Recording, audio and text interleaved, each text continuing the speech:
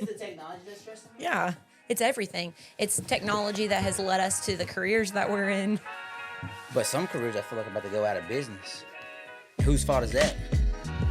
Culture. See? They did We it to get bored. themselves. We get bored too easily. Hey, Alexa, stop. Yeah, Alexa, shut up.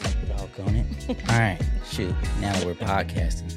All right, how's this feel? It feels good? You feel it? So vibey. All right, sweet. I'm about to do my intro, and we are going to rock and roll. To whoever may need this nugget of encouragement, things will be alright, so quit your worrying. I get it, the odds seem stacked back against the wall, but even consider it such, no, you'll stand tall. We're back on another episode of Stealing from Friends. A regular person had no idea who I was, but I went and asked her randomly, hey, I see you taking dope photos of this dope individual that we'll talk about later, and I would love to have you on my podcast because as creatives, a lot of us don't really focus on the business aspect of things a ton, which is fine, but you tend to maybe bottleneck yourself in maybe one space or one thing that you do really well and not knowing there's other things you can do in your space to also bring in additional income. So welcome today's guest, Miss Brooke from the great side of Arkansas, because Northwest Arkansas is amazing. I love Northwest Arkansas. Me too. All right, so thank you for thank you for being here today. You're welcome. Thanks for having me. All right, we're going to get right into it. Brooke, what do you do and all the good stuff? So tell me about who you are and all that stuff. Yeah, I'm a graphic designer and photographer. I do that full time. Mm-hmm. I lead worship for my church. Heard that. I lead a group called Segway. It's a once-a-month gathering to meet new people in town. General networking. General networking. Okay. Yeah, that's kind of like ballpark stuff, just bullet pointed. Yeah, we about to go into all of that. So I did notice after looking at your Instagram again, this morning, so you do worship, like do you play any instruments? You sing? What do you do? So I started out just singing. Mm-hmm. I've been singing on stage since I was like 4. Flex. But a couple of years ago, I started learning piano. So Okay. I'm like, I've got all the chords down now. I just like have to learn all the in-between stuff. So I do piano every Sunday. Okay, and you're from Northwest Arkansas? I'm from Fort Smith, which is like not, if you're from Fort Smith, you don't really say you're a part of Northwest No, Arkansas. you don't. You're the stepchild. But people outside of Arkansas don't really know that because Fort Smith is technically in the northwest part of Arkansas. Technically speaking. So, So yes, and yeah, that's where you're from. Okay. I mean, I lived in Fayetteville for a few years, so I'm very familiar with Northwest Arkansas, but I am currently located in Fort Smith. Gotcha. For those that don't understand kind of the demographics of or the geology, is that right? That's the right word? Geography. Public education, you've done it again. Northwest Arkansas, where all the Walmarts, all the JB Tyson's, Hunts, all those folks are up there, whereas Fort Smith is just a little bit lower down, so a little bit more toward us, just so for point of reference. And I met you because you were doing photography, so how'd you get into that space? Yeah, I started out at University of Arkansas, Fort Smith, doing graphic design. So that's like my first love. And it was in school that I met one of my friends who wanted me to take pictures of him in his like fashionista outfits that he was like putting on. Oh, now I can't even remember. There was like a website, lookbook.nu. Okay. Do you remember that? No. Anyway, super random. And I was like, I don't know how to use a camera, but I had like a point and shoot, from the time I was little. And I was always interested in photography, but had never gone anywhere with it. And so he was like, it's fine. It's really easy. I'll teach it to you. And so I started taking pictures. He already had photography? He already kind of knew it, Okay. yeah. And had like a Canon, I don't know, T3i or something. Something Rebel. Yeah, exactly. And so I loved it so much during that shoot. I was like, I think I'm going to Best Buy and like getting a camera right now, And so it kind of just happened. And then I just fell in love with it and it started to become a passion. And then I started posting pictures of people that I was shooting and people were like, ooh, take my pictures. Yeah. Can you shoot my baby? Can you shoot my wedding? And then it just kind of took off. Yeah. And so, That's so awesome. So were you doing adult things at the time when you started doing photography, or you're in college, you were already an adult, but you're like, I think I'm going to shift slightly and go into this, or you still did graphic design and photography? So I went to school for 2 years for design, and then graduated with my associates, worked in the design field for 2 years. Corporate real life America. It was, I was working for a website company, and then I worked a little bit for a church, and then doing design, and then went back to school and got my bachelor's. And it was during that time that I met this friend and started learning more about photography. So then at that point, I was doing shoots, like paid shoots outside of school work and stuff, but my main priority was getting through school and getting my bachelor's. So I was working part-time at the school for design in the marketing department. So I was their student designer.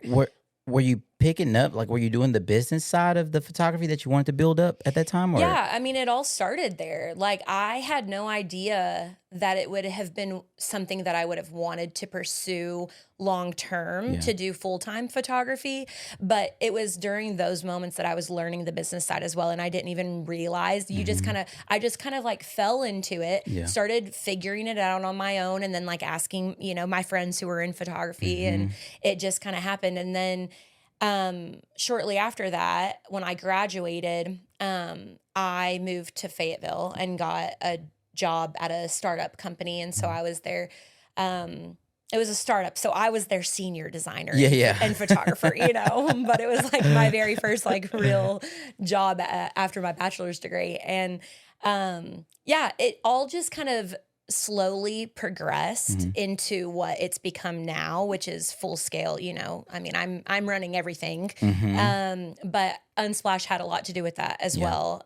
So I don't, Shameless plug. Let's go ahead and put them in there. So you do stuff with Unsplash. Saw you're an ambassador for them. Yeah.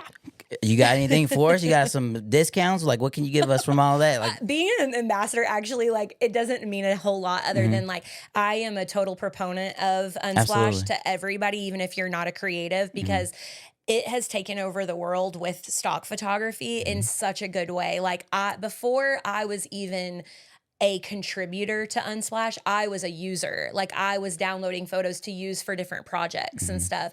And then I was like, oh my gosh, I would love to post a photo of mine on here and just see if I can get a download. I had no idea if anyone would like my stuff. Before you keep going really deep into that, explain what Unsplash is for those who don't know what Unsplash is. Unsplash started out as a website that you could subscribe to that would give you 10 images a week. Free images, and you had no idea what they were going to be. It could be images of anything. Mostly people were doing landscape things and objects, like random objects.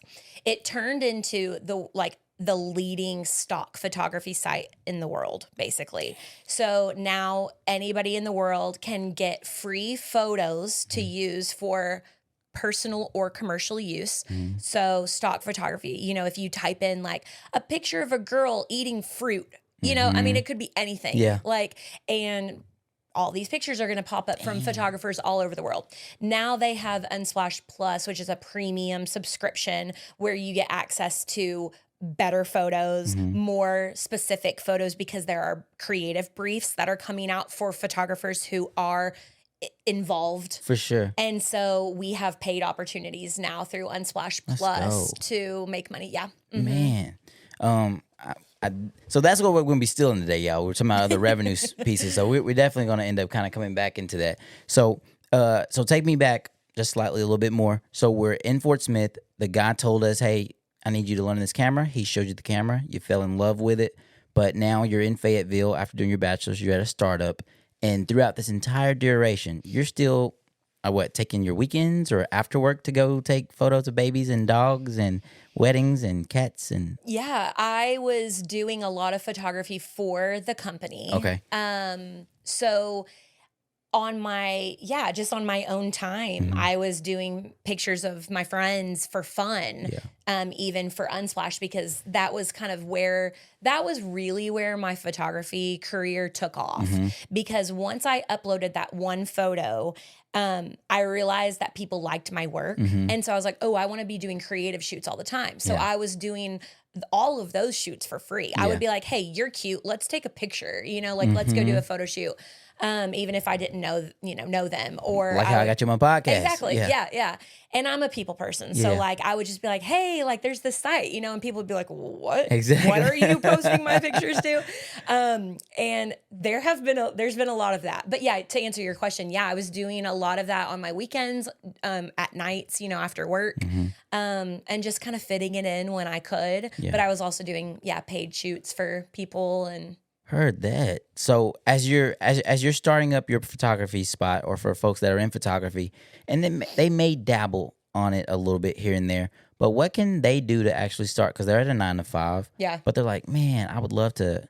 That's dope how she did that. And like you just mentioned, it was a creative shoot. It's something you put together because you wanted that for your portfolio, I'm assuming. Yeah. And so what can other people do, or what should they do to be able to start doing that? In my mentorships, I get asked this a lot. And one of the biggest things that I remember about that particular time in my life is I would give myself projects. Gotcha. Like I would make up these projects or make up these shoots, these styled shoots, but I would do it with design as well. I would give myself like a creative brief basically of like, me and that same friend would sit down at a coffee shop and would be like, okay, we've got an hour. We're each making a logo for this kind of company, and we would each do our own thing and then show each other at the end. And it was just for fun, but it was also like, we could add that to our portfolio. And those types of things, like with the photo shoots and the design projects that like were not in school, that was what helped my portfolio stand out. So I got offered that job at that startup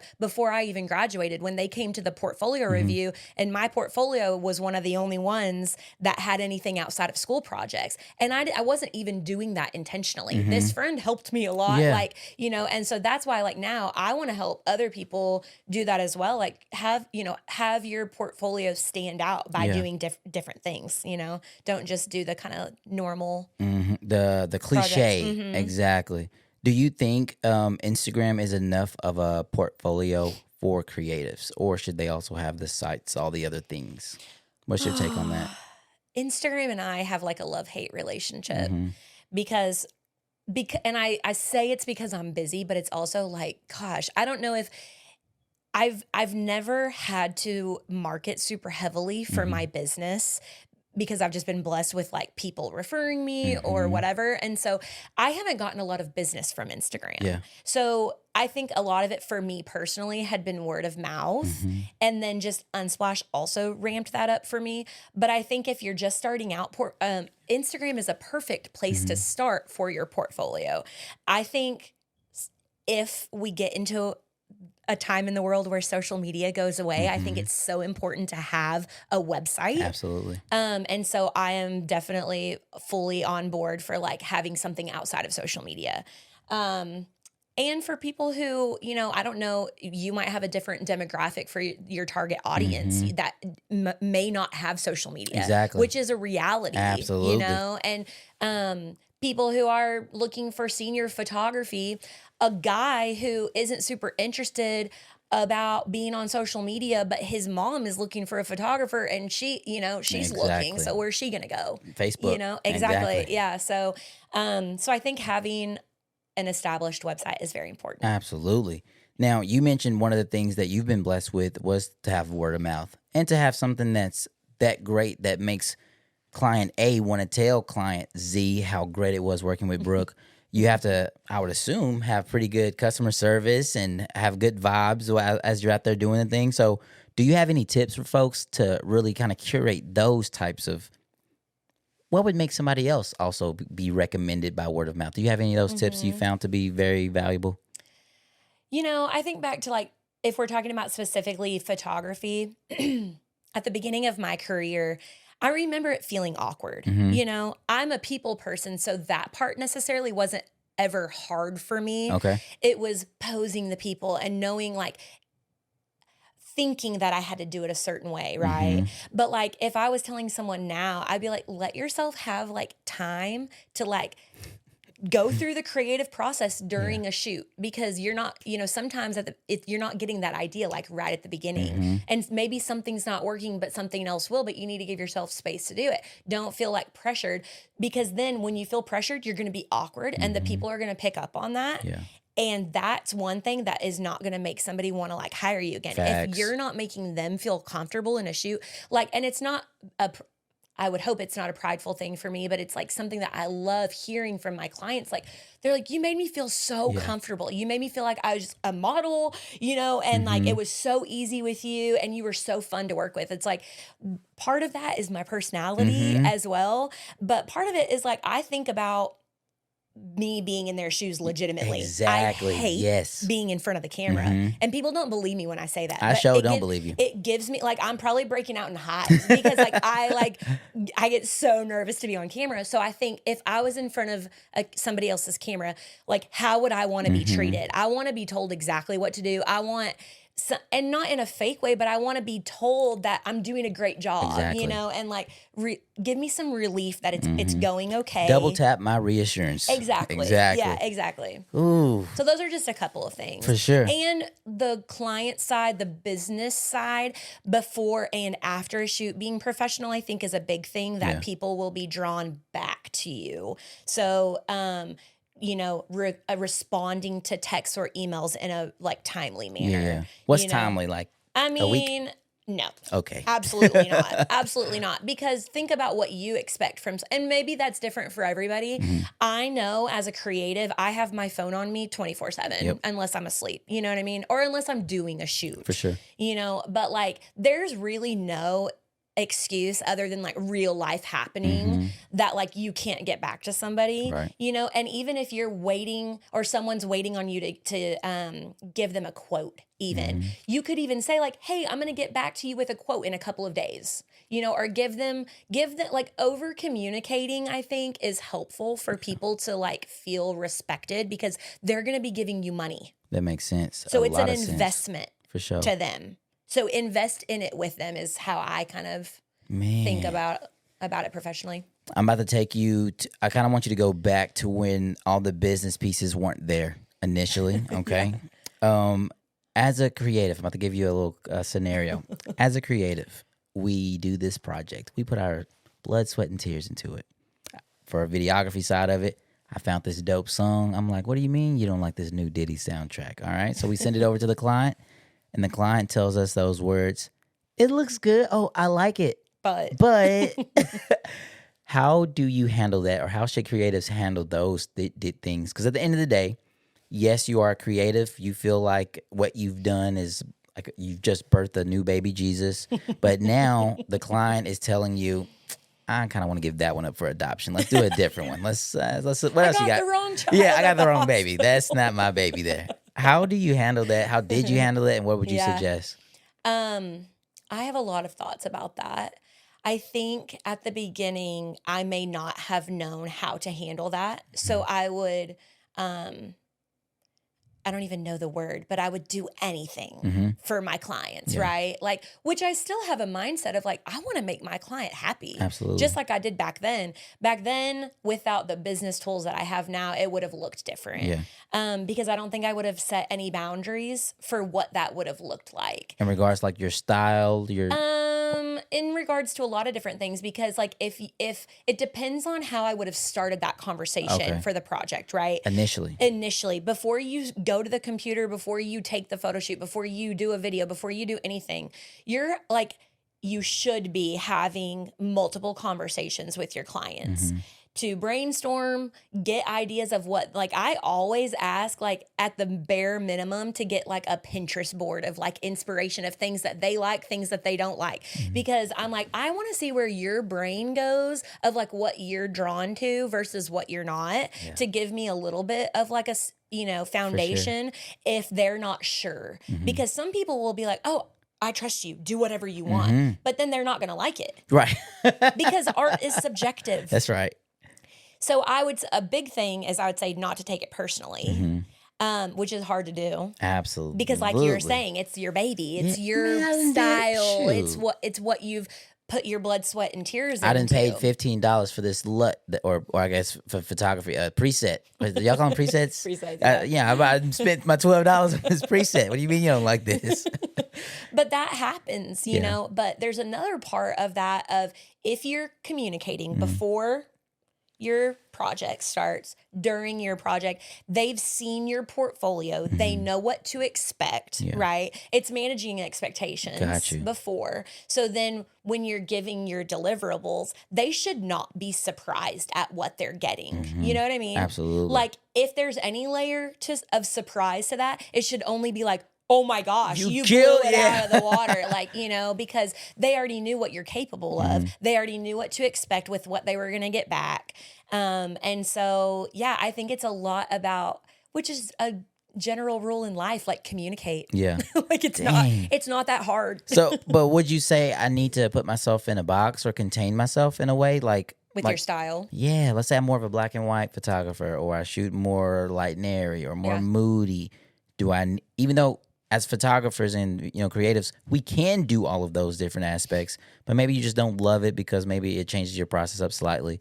But you can do all these things. So should you post all of these things? And now you're really going to have to communicate to see what thing they saw to actually see what they want. I think it depends on where you're at in your journey, because at the beginning I was doing a lot of different things and trying out a lot of different presets, you know, and I was changing my editing style with photography a lot. But I was figuring out who I was as a photographer and what I liked and what my, I don't know, style I think changes because it's trendy too, you know, like we're in a world that changes constantly. So to keep up with like trends, I think, is important to a certain degree, but then you have to add like what is different to you. So what I have found throughout the years is like the way I capture authentic moments is different than somebody else. Got you. You know? And so that really was the thing that helped me come into my niche is like, it wasn't about really my editing. It's the person in the photo and the emotion that I'm capturing during that photo shoot that is drawing somebody in to like want to hire me. And just the other day, I had a situation that's never happened to me in all of my years of being a creative. And I had a client reach out, a previous client who was so happy with my work 2 different times. She wanted to do another photo shoot, headshots, and she had messaged me on a Wednesday and wanted it that following Friday, so 2 days later. I just so happened to be available, and I said I was available at 9 a.m. You know, I got right back to her. And she was like, let me confirm, because she is a lawyer, and so wasn't sure if she had court that day. So I never heard back from her until Friday morning at 9:30. She's asking if I'm coming. And I said, I never heard back a confirmation from you, but I'm happy to do it in, you know, these days, you know, gave her different options. You didn't try to bend the world backwards to be like, yeah, I'm headed up there now. Absolutely. That's what I was talking about with boundaries, you know?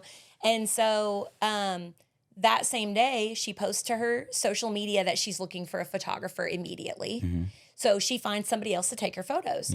And do I get my feelings hurt? No, because I have other clients and that's her own choice, right? Well, what happens is she gets the photos back and she doesn't like them. So she reaches out a week later and she's like, help. You're a hard act to follow. You know? And so that's where I was going with, like, once you're finding who you are and your niche, like, that's what's going to, like, set you apart, where people are going to be like, you're a hard act to follow, you know, and you're going to hone in. And so at the beginning, it's going to look different than it is when you're kind of in the middle, when you're in the groove, knowing who you are and what you do. And exactly. So, man, it's okay to change it, though, at the beginning, you know, I think. Well, so to that vein, then, if I am filming all these different things, and my perspective, I had got a business coach early. I got blessed and got somebody gave me some money to start my business, and I ended up getting a business coach. Probably the best decision ever I ever had. And one thing that I was doing at the time is, if you was to go on my Instagram, you would see a little bit of real estate in there. You would see some weddings. You would see when I was doing comedy sketches. You'd see all these different facets of stuff. And then he was like, Thomas, if I look at your page, bro, I don't know what the heck you do. So being that a photographer, videographers, we can do all these things.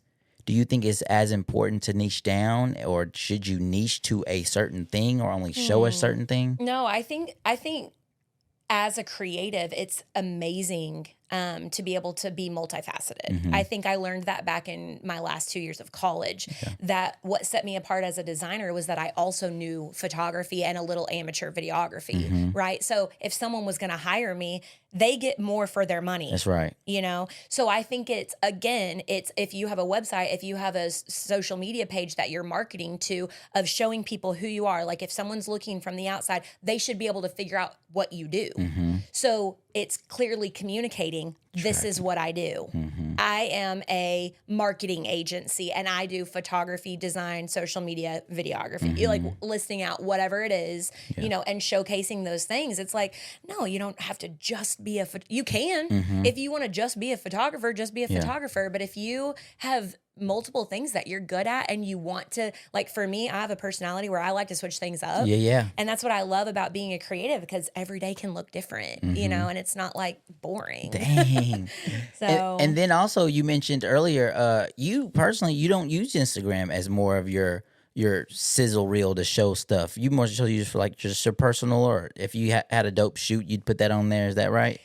Yeah, I am just in conversations right now of like, I feel the need to post to my Instagram more with photography, but I'm even like, why do I feel the need to do that? But it's, we're at a stage, I think, in our world where marketing has become a luxury item for a lot of people financially, just because of our economy and things like that. And so business over the last year has been a little bit slower than it had been in the past. And I think, well, I've never had to go hard at marketing myself. And so now I feel the need to do that.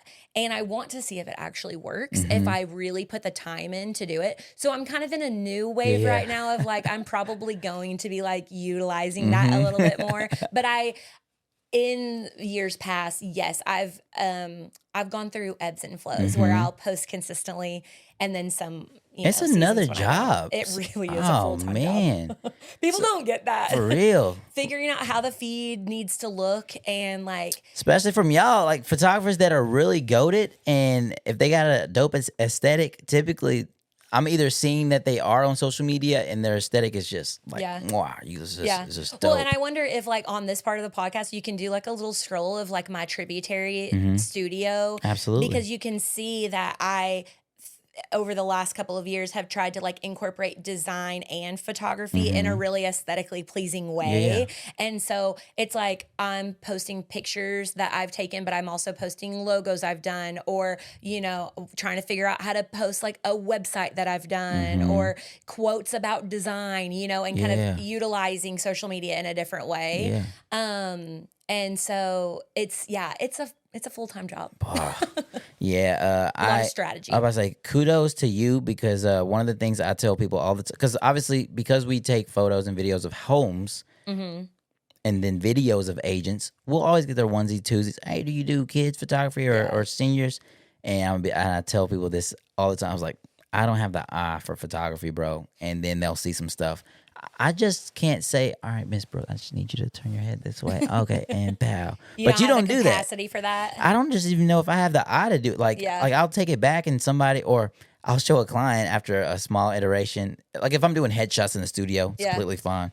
And I've gotten to the point now where I can say, oh, hey, Brooke, make sure your hair is so-and-so. I remember you said you didn't like that. Yeah.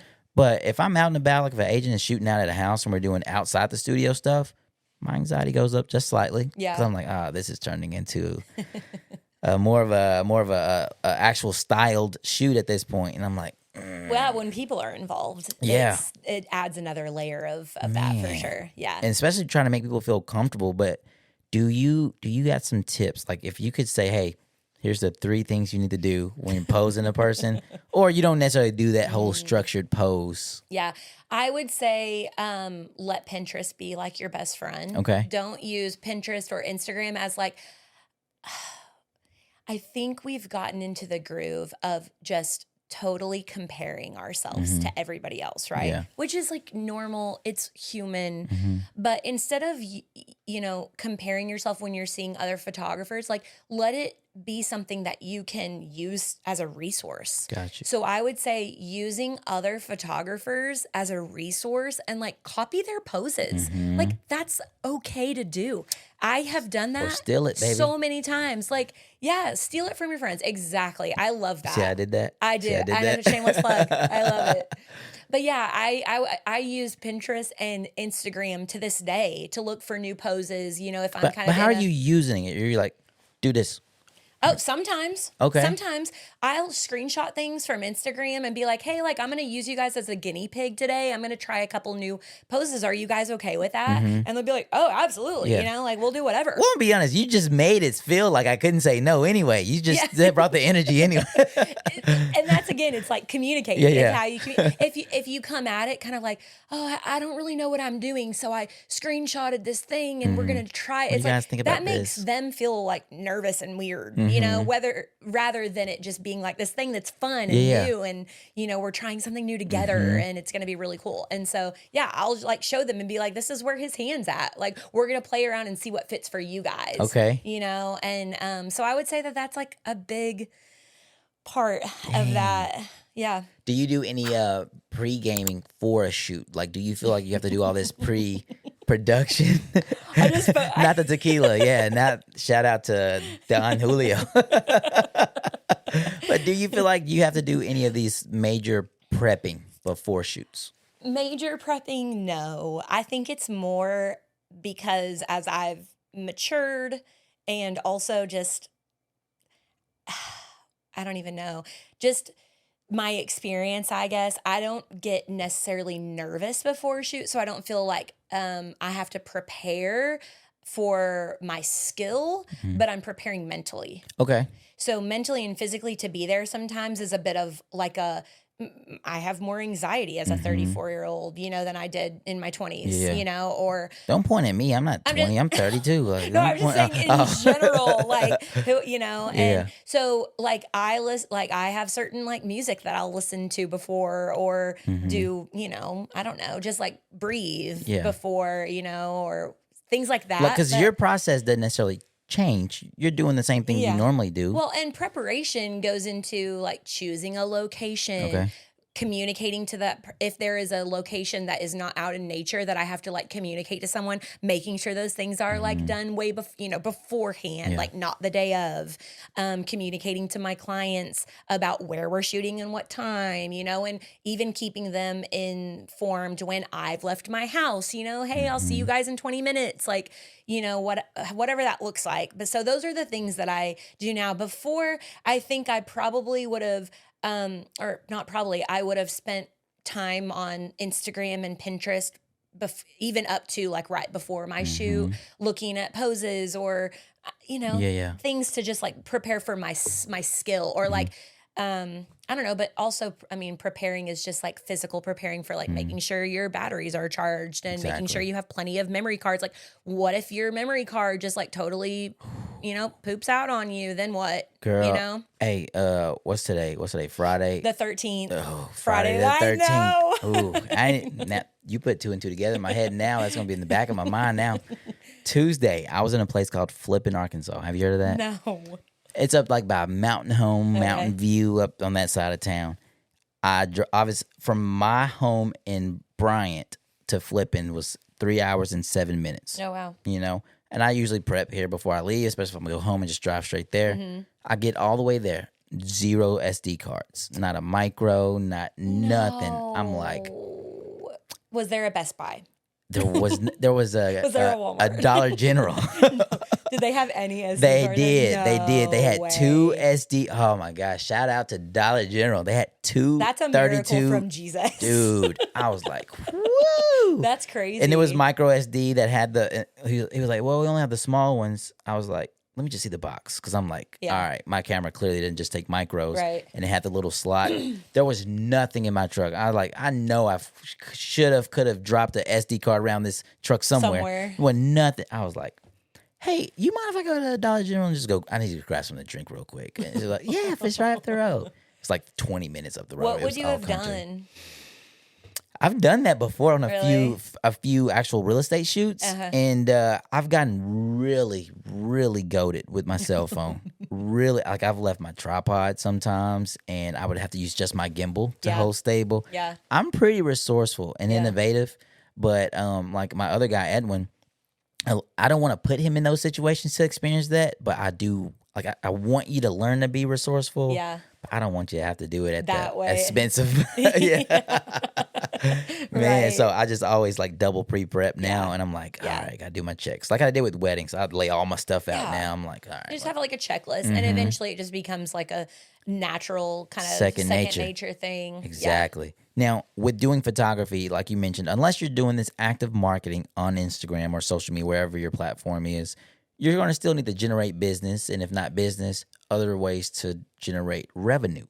So you talked about Upsplash, and we talked about it briefly at first, but how'd you get connected with? You got connected with them, or you found out about them through design initially? So, a friend in graphic design, when I was in school, told me about Unsplash. Mm-hmm. And at the beginning, I don't even know if Unsplash knew what they were going to do. Yeah. Like they were, like I said, they were giving like 10 photos, a week or something. And he was like, just get on there and, see what they're, what it's about. So what were you using it for initially then?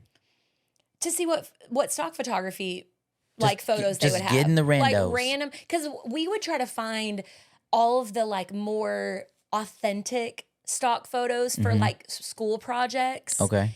other than iStock, because iStock was like all the like really posed, like Got you. super stark white and like not not authentic to me, not Okay. emotional, not intentional, Gotcha. And so we were trying to find any and all of the random websites that we could find of like useful resources, whether it was video footage, photography, music, Yeah. Sound clips for projects, for motion design projects or whatever. So he had come across Unsplash, and I was like, I'm just going to see what it's about, So then I like was subscribed to the weekly thing, and then it just kind of started progressing. And that was in that was in like 2013, and it was 2015. It wasn't until 2015 that like people were starting to upload photos, which I don't think that was, I don't even know if that was happening at the very beginning or if it was people on their team that were shooting and releasing those photos. Because I know one of the girls was a photographer, so I'm sure some of it was her stuff. But anyways, once people in the world started uploading photos, you could only upload a certain amount at a time. Okay. And then I remember, so I uploaded a photo, and then what was your question initially? Like what about Unsplash? Yeah, what was it for initially? Like what'd you use it for? And I'm trying to kind of go into how you got to make money through it. So initially it was to see, I guess mentally, to see if anybody liked my stuff. Okay. Like are you're not getting likes though? You hold on, because there's a progression here of Unsplash, because the way it started versus what it is now is literally like it's night and day, 180. Okay. So at the beginning I was just using it to see what stock photos I may potentially be able to use for a school project. That was like my only desire to use it. Then it was, people are uploading photos now. I have become kind of someone who takes good photos. I like my stuff. So maybe someone else would like my stuff, And I'm like, let's just see. So the first, you started to, like, when I uploaded that first photo, I can see how many views and how many downloads it was getting. Got you. Okay. And so then after overnight, I was like, oh my gosh, there was thousands, there was thousands and thousands of downloads. And then I was like, whoa, but I wasn't getting paid. It was this like, I was chasing that feeling of knowing that hundreds of thousands of people around the world were seeing and using my photo. Like that alone was enough for me to keep taking random pictures of random people or my friends and upload them to this random site that no one knew about. And well, some people knew about it because they were downloading my stuff, and it just hadn't taken off where I was at yet, you know? And so then I started uploading more and more photos, and eventually after a couple of years, so that was 2015. I was the first person on Unsplash to post pictures of people. Okay. So people, like I said, were doing landscapes or pictures of objects, or just random stuff. And I started posting pictures of people, and it was received very well. And so then in 2017 or end of 2016, so it was about a year into it. Yeah. Or maybe a little bit longer. Anyways, I'm not really good with timelines, but Unsplash started collaborating with different brands. So brands like Google would come to them and be like, basically they'd be like, we're Google, we see what you're doing, like, all the SEO and stuff in the background of like how Unsplash has taken off. Yeah. And they're like, we want to do a collaboration with some of your photographers for our products. So they called it Unsplash for Brands, and they chose like 5, I think, photographers on Unsplash, which at that point there's thousands and thousands of photographers uploading their work. So we got chosen to do projects for companies like Google, Samsung. I laughed whenever you showed me that external, because I did a Samsung project. Oh, on that hard drive. With that hard drive. Yeah. And so I like had to take those and these mini SD cards with people and do a lifestyle shoot, product photography for Unsplash 4. I'd assume you really have to think outside the box for something like... Oh, you would be surprised. Yeah. You should see some of the pictures I got, like of some girl like holding an SD card like in her mouth while she's switching another one out of a camera. Oh, that is clever. Like so many things. Yeah. But anyways, so the collaboration started in 2017. So that's when I started working for Google and Samsung and Microsoft. And they would tell you, basically, we have this much money, we're going to pay you. This is the brief. Do you want it? Just like that. Just like that. And it was only like a certain few photographers at the beginning that were, which I still feel like it's a little bit exclusive, but they've opened it up now where Unsplash Plus is that premium subscription, right? So all these briefs that are going out now, like it's a totally a different layer, because now as a photographer, any photographer has the availability or you have the tools. You could potentially be making money from Unsplash if you wanted to. So you get on their Slack channel and get signed up for the emails. They send out briefs monthly, and you shoot for whatever briefs you want. You upload your photos. If they're submitted, they pay a certain amount per photo. Who is the they? Unsplash. Oh, dang. It's a small little team in Canada. Dang. Yeah. So your they isn't Thomas getting on Unsplash. Oh, I saw Brooke had a dope photo. I want to download that. Or am I free to download it, period? No. So that's my only, like, if I had any rub with Unsplash, it's probably that. Because I have 2+ billion, 2 billion plus views. And with the letter B, y'all. B. And and that's like, I'm proud of myself for that. Yeah. Like 2 billion, more than 2 billion views alone, 10 million or 11 million downloads. If I would have been paid per download, that would have been amazing. Yeah. But I'm not. I'm still not being paid per download. So I stopped uploading photos to my Unsplash feed several years ago. Got you. Because I was like, I'm not in a place. I'm like a professional. You know what I mean? Like, exactly. And I'm not going to be doing this work for free anymore. But all of those photos are already on Unsplash getting downloaded. People take photos from Unsplash and put them on other stock photography sites to get downloaded, and so they're already out there. So I wasn't gonna like remove all my photos, and I love seeing like all my statistics go up and stuff. So that's still something that is really cool for me, and that it started so long ago, and it's been such a pivotal like part of my photography career. And they really did like help get me started, with a lot of the big brands. And so other people can get on there and do some of these micro projects with brands like your Lulu's or your Nike or No, so the brands thing is totally separate. You kind of you have to be asked by the Unsplash team to do those particular like brand collaborations. So if they see a photographer that they're like, hey, like this one would be a really good one for this project.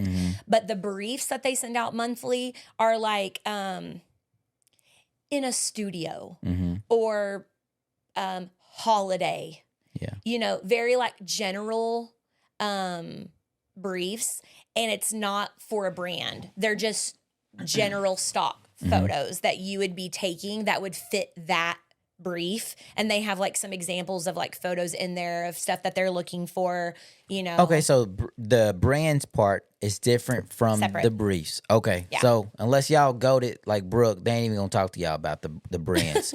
But the briefs is where we can make some additional money. Yes. Yeah. Tracking. Yeah. Okay. And not a lot of people know that right now, because it's like, I don't know if they necessarily advertise for that or anything, because like if you're not really in it, I don't know how you would know unless someone else tells you, or you use Unsplash and then you go in and look at all their blogs or whatever, you know. Then people like me are like sharing the word, because I'm like, I want people to succeed, and I want people to you know, to see that they can make money from their work. Absolutely. You know. And so a lot of people get caught up in the rat race of doing like a creative piece of it. And like you mentioned, like, hey, when you have to pivot because either times were slow or you utilize a service so much, how else can it bring you value, or you see more value in it? I don't know. I just feel like a lot of photographers or creatives in general just don't go the extra space to either hone in on their customer service piece, maybe help with their processes. Because you mentioned Slack. I realize not a ton of... I feel like nobody knows about Slack either, unless you've been in the game for a minute. they're like, what's Slack? Exactly. Yeah. Oh, man. Well, and the creative agency that I worked, the startup that I worked for, used Slack as our communication program. Yeah. So I wouldn't have known about it, I don't think, you know, had I not used it back then. So then when Unsplash got on it, I had already had it, you know, and they told me to join the Slack. And but yeah, so it's definitely something. I'm not even sure if I would know, though, the particulars of how, like, if there was a random photographer listening to this and they're like, "Ooh, I want to do that." Like, I think that I would have to invite somebody to the Slack, maybe, to for get all them the to info even about. get the info of getting the briefs. Dang. You know, so it is kind of a little bit exclusive. Yeah. I'll have to find all of those specifics though, and like get them to you for Don't worry, y'all. follow-up. We gonna get her Instagram and all her contact. We'll make sure y'all got her information. I got 3 quick questions before we rock and roll and get on out of here. So thank you for something. You gave me way more game than I was hoping to get. Yeah, so sorry, this has I'm a been talker. awesome. No, this is awesome. This is really awesome.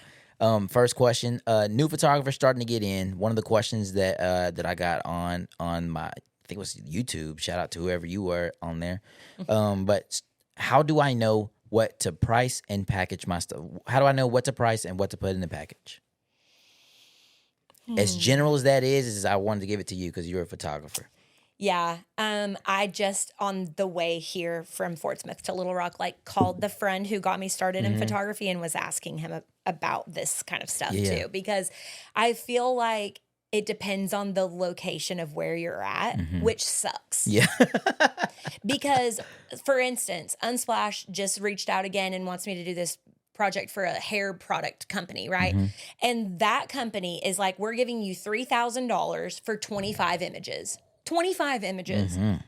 That's what I'm talking about. Yeah. Come on with it. But then you have somebody in Fort Smith and you tell them my mini shoot is $300 for 30 minutes.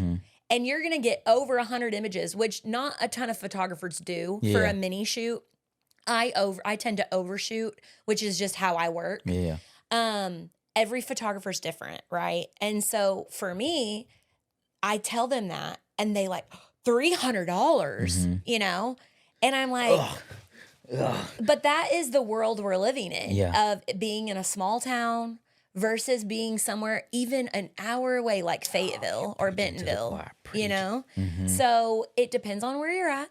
your clientele, who your target audience is. So I can't tell you a certain price to charge and what you want to include in that package, because that's something you're going to have to figure out on your own, of like experience and like what people are saying. Honestly, like you have to take into account like what people are saying yes to. Yeah. If you need money and you need to pay your bills and you're Doggone. charging $500 and no one's saying yes to your shoots, reevaluate. Maybe take a dab a little bit. Reevaluate. So I think that there's a constant reevaluation that we have to do as creatives. One, because I never want to break someone's bank, because I know how that feels. Absolutely. And I'm never going to be that person. Yeah. And taking into account how much work you need, where you're at, what you're what you're offering. You know, if you're giving 5 photos versus 50 photos, I don't, just make it worth your time, but also make it worth your client's money. Yeah. Like don't just like charge $500 because you think you think that's what you should charge. Like make it make sense for both of you. Don't undersell yourself, So if you're a bit experienced, if you're a year or two in even and you have a pretty good portfolio started and it's like, oh, I'm still charging $50 a shoot. No, no, that's a waste of How do you know though? I think that's where really good community comes in. Okay. So if you're a photographer, you should be having other photographer friends who you bounce things off with. Yeah. Like send your work to people who are not going to like beat around the bush. Like tell me if my work is good. Tell me what could change. Tell me like get out of photography. Yeah. And like honestly though, because I had this conversation with one of my professors one time in graphic design. Yeah. There was a person in my class who like just wasn't getting it. And I'm like, when is someone going to tell this person that like that might not be the career field for them, right. And it's like, well, that's, they didn't feel like that was their place. And I'm like, whose place is it? Right. If it's who not takes your, it? Who takes that responsibility? Like to be like, take something that you're good with and run with it, and, but anyways, I would say it's very important to have a good community of creatives to like be honest about your work. Don't take it personally. Like, unless it's easier said than done though. Like, I just put all this work into this, Brooke, and now it's happened to me though. Yeah. And that's how I got here. That's right. You have to be able to, be willing to grow and have the capacity to listen to people and not just like be too prideful to stay in a place that isn't going to help you get to where you want to be. Yeah. God, that is... we got 9 minutes here, so I'm going to ask these last quick fire questions here. So getting into photography off rip, what industries would you say I should go into? Or what would be the most lucrative versus not as lucrative, but maybe just fun? Yeah. Because I know a dude who does just headshots and like for these corporate places, and obviously that's not the most fun thing in the world. They're probably suited up, a little bit snooty or whatever the case may be, but he makes a lot of money from it. But I know it's not fun. Might be fun for him. No, it ain't fun for him. It ain't fun for him. So he just likes the money, which is fine. Like you have to figure out your goals too. Like that's a part of it. Like if you're just trying to make the most money, like for the least amount of work, like maybe it's headshots for you. Maybe it's corporate headshots because corporations have more money to spend than the mom and dad down the road with 5 children. Right. So if you're not going to want to get into family photography probably, Do you have to think about what brings you fulfillment? Like, is it going to matter that much? Yeah. But if you want to not wake up and hate your life every day, and I don't know about this guy, it might not matter to him because he has enough money that he's not worried that his 9 to 5 just like is so mundane and boring to him. That would literally kill my soul. Yeah. I wouldn't be able to live like that. So like I love making people happy and like the joy on people's faces when I take their photos and they feel like they love them and it's like it brings me joy. So like that's a part of it for me that I think about. Another lucrative part is wedding photography, I would say, but it's definitely a lot more work than like some other types of photography. you do real estate, so you can probably speak on that, which I feel like could be lucrative. Well, you got to do a whole lot. Like agents are a bit more old school. You gotta break into that because they're almost like nothing necessarily changes from a photo for homes. Yeah. And so they're like, if nothing's broke from that industry or from who they normally use, they typically don't fix it. Yeah. And so I have to go in and shake things up, baby. Yeah. And that leads to my other question. Do you still do work for free? Would you recommend doing work for free? No, never. Never recommend it? Unless I decide that I want to do a shoot for free. If it comes from my brain and I want to bless somebody with a free shoot, that is my prerogative. That's how I run my business. And if there's a situation where like I feel the need to do that for whatever reason, absolutely I will do it. And I have done that and will continue to do that. But like if someone's expecting that, or I mean, what's the other alternative? Like that would be someone expecting that, and that is blasphemy. Just not gonna happen on my Not terms. over here. Like it's not gonna happen in my here. life. There have been a lot of situations that I've come across with people who want to give you I'm gonna give you this exposure though, Brooke. exposure and clout, or they exposure. think that there's some big deal, you know, and I'm going to be blessed to get to work with them. And I'm like, you need to check yourself, because I'm not going to go around talking about my accolades. Yeah. You know what I mean? Like, that's not the type of person I am.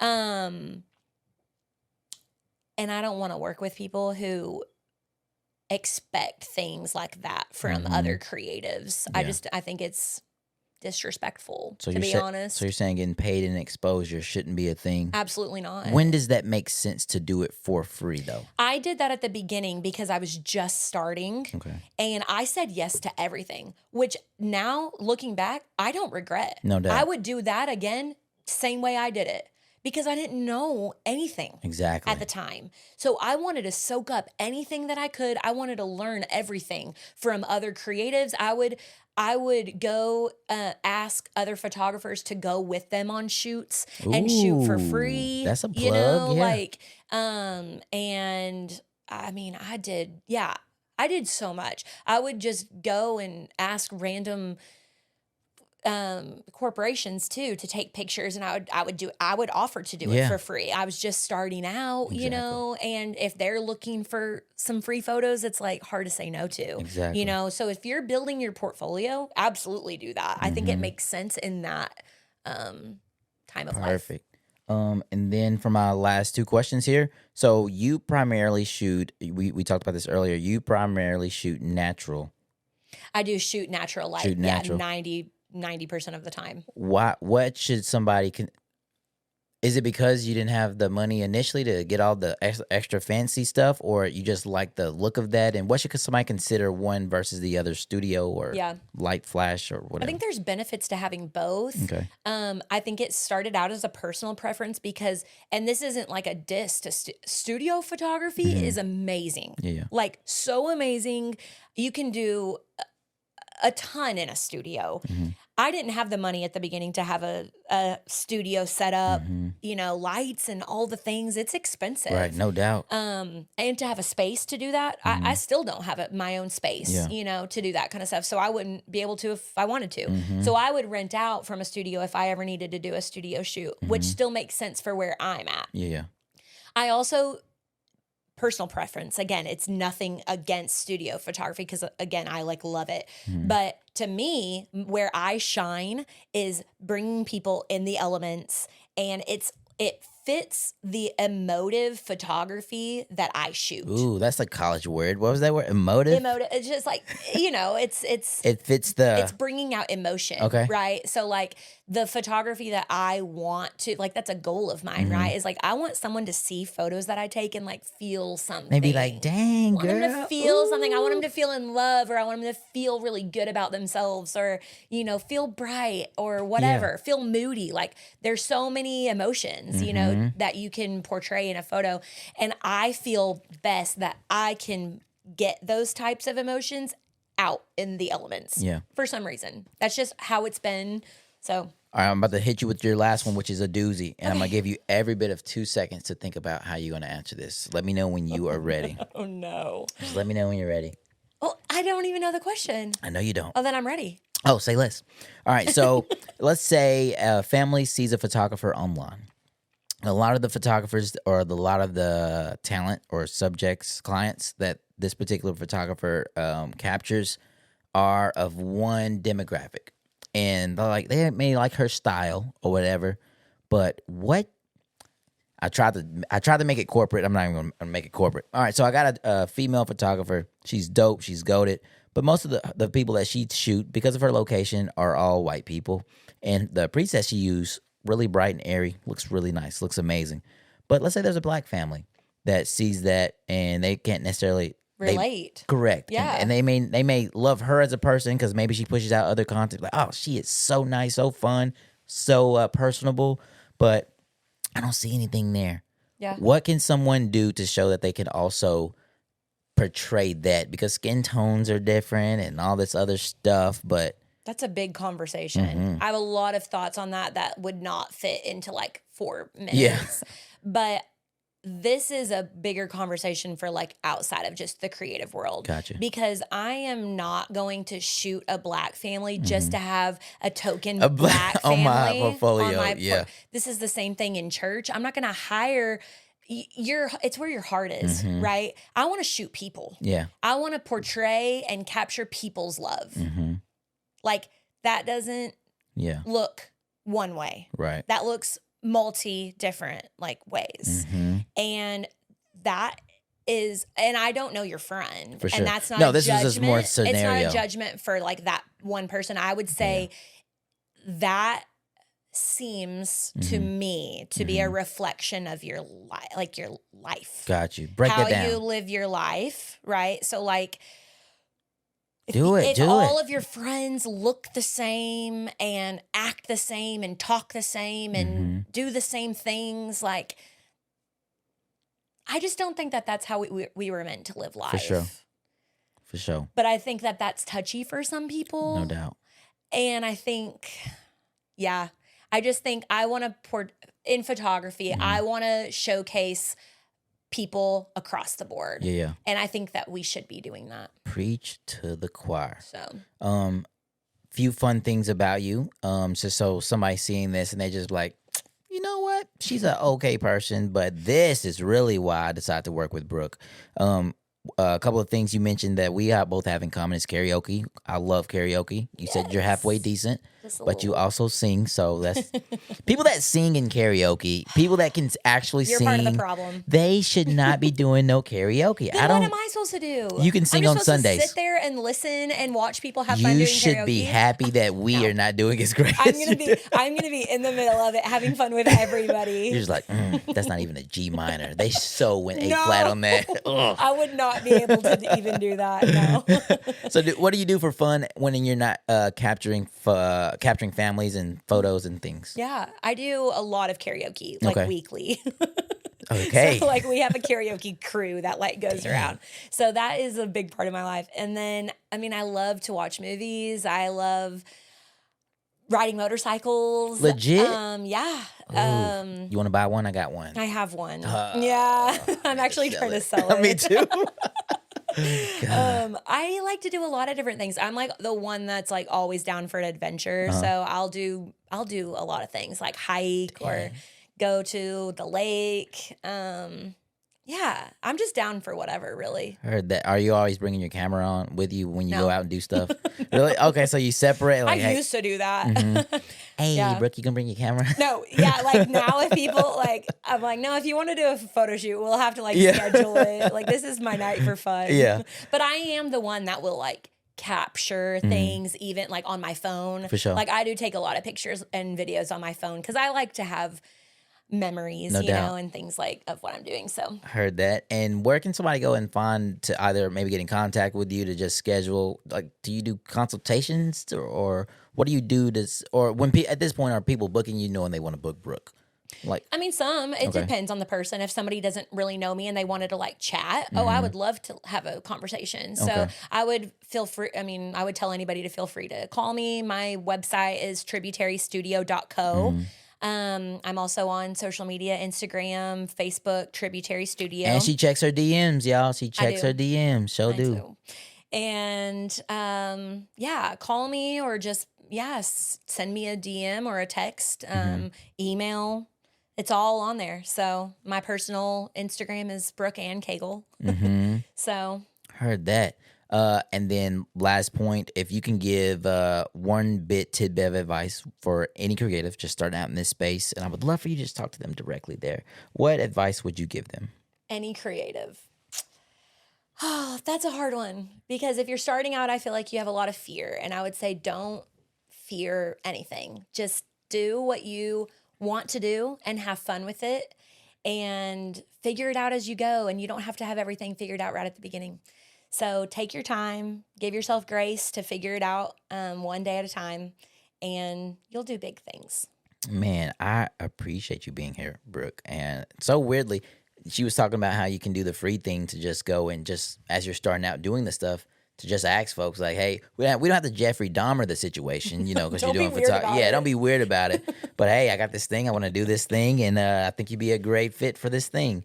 And so I really do appreciate you being on here today. But before we leave, I want y'all to know a couple things here real quick. Now, when stealing is foundational. Anybody can steal. But if you're going to steal from anybody, make sure you do it from your friends. Why? Because they're right there. They're close. They wouldn't expect it. And so if you have any questions at all about the photography side, all that stuff will be down in the description. Make sure you do all the other stuff you're supposed to do, like the liking, the subscribing, and all that good stuff. And don't forget, stealing just comes natural. All right, I'll talk to you guys later. Peace. And cut. That was amazing. That was so fun.